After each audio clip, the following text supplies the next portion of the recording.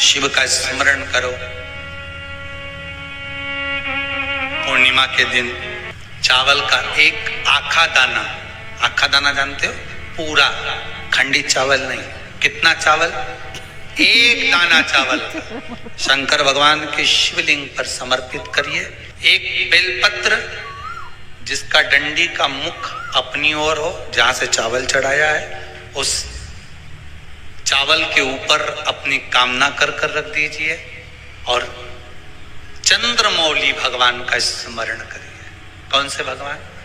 शंकर भगवान का सर्वश्रेष्ठ सुंदर नाम है चंद्रमौली। चंद्रमौली भगवान का स्मरण करिए, अपनी कामना कर बेलपत्र समर्पित कर शिव जी पर एक लोटा पानी, एक जल पात्र समर्पित करो, कलश से जल चढ़ा दीजिए, नैनों में वो जल लगाकर अपनी कामना कर वापिस घर को आइए। अगली पूर्णिमा आएगी, जो कामना करी है मेरा चंद्रमौली भोलेनाथ उसे पूर्ण कर ही देगा। आप सभी को सुंदर पूर्णिमा की बहुत बहुत बधाई हो। बाबा विश्वनाथ की कृपा आप पर सदा बनी रहे। आ गया पूर्णिमा की रात्रि, बड़े से बड़ी बीमारियां, बड़े से बड़े रोग, बड़े से बड़े कष्ट इस पूर्णिमा की रात्रि को छूट जाए। दमे की बीमारी, श्वास की बीमारी, अनिद्रा की बीमारी, रात्रि को जगना, ये सारी बीमारियां पूर्णिमा की रात्रि को अगर व्यक्ति अपने जीवन को सुखमय बनाए, अपने जीवन को आनंदमय बनाए तो सब छूट सकता। पूर्णिमा की रात्रि को पीपल के पत्ते 5 लेकर उसके ऊपर खीर डालकर रात्रि को खा लेने से महाराज दमे की बीमारी, श्वास की बीमारी रुक जाती है। वो बीमारी बढ़ती नहीं है, उससे कष्ट नहीं होता। जिन बच्चों के नेत्र कमजोर होते हैं, रोशनी कमजोर होती है, पूर्णिमा के दिन रात्रि को 12 बजे भगवान चंद्रदेव का दर्शन कराइए।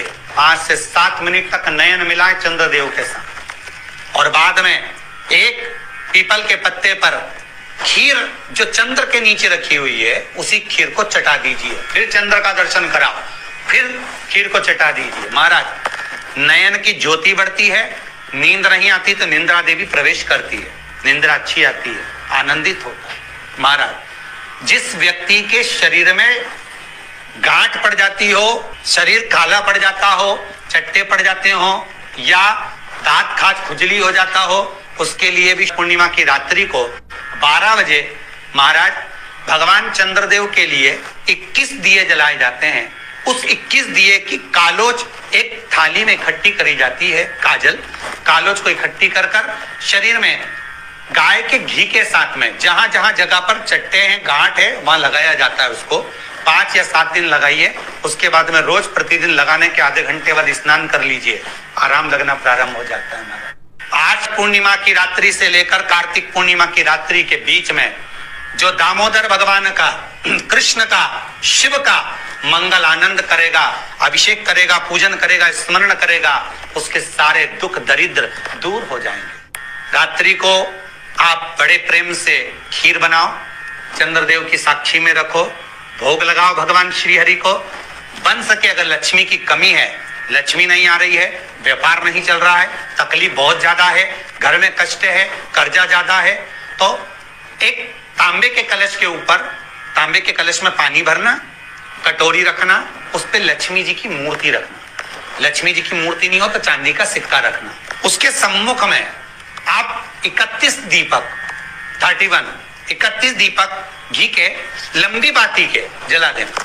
महाराज एक एक कमल गट्टा उस 31 दिए के अंदर डाल देना और लक्ष्मी जी का पूजन करना, लक्ष्मी जी का स्मरण करना, खीर का भोग लगाना, पान के पत्ते पर खीर रखना, 5 पत्ते पर खीर का भोग लगाना और माता लक्ष्मी से विनती करना। सुबेरे 4 बजे तक वो रखे रहने देना, सुबह 4 बजे वो उठाना, लक्ष्मी को वापिस तिजोरी में या सिक्का हो तो उसको अलमारी में रख देना।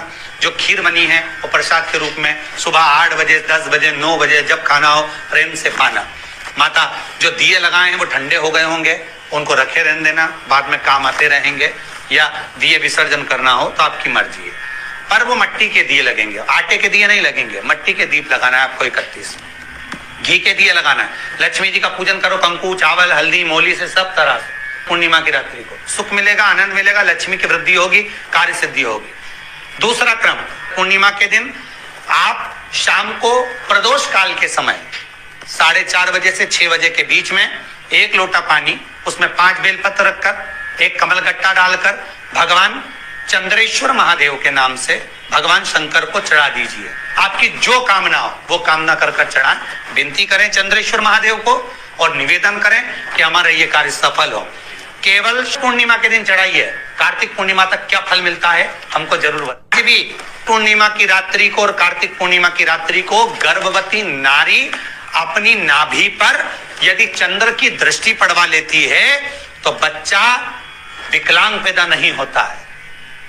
गर्भ से जो बालक होगा श्रेष्ठ होगा, विद्वान होगा, चतुर होगा, पढ़ने में होशियार होगा, क्योंकि ये चंद्र की किरणें जब समुद्र में उछाल ला सकती हैं तो आपके जीवन में भी तरक्की ला सकती है, उछाल ला सकती है। पूर्णिमा के दिन अगर आप शंकर भगवान को 1 लोटा पानी अगर शिव को समर्पित कर रहे हो, श्वेत पुष्प को रखकर शंकर जी के ऊपर सफेद फूल को चढ़ाकर अगर 1 लोटा जल भी, एक पात्र जल भी शंकर को समर्पित कर रहे हो तो ये लक्ष्मी के लिए ही तो कर रहे हो। और कौन सी लक्ष्मी? पूर्ण लक्ष्मी। पूर्ण लक्ष्मी पार्वती के यहाँ जब पहुंची, माता पार्वती जी ने लक्ष्मी जी को देखा और सरस्वती को देखा तो पूछा कि बात क्या है, क्या हो गया ऐसा, क्या हुआ, क्या है ऐसा जो तुम दोनों आज मेरे पास में आई, क्या हुआ?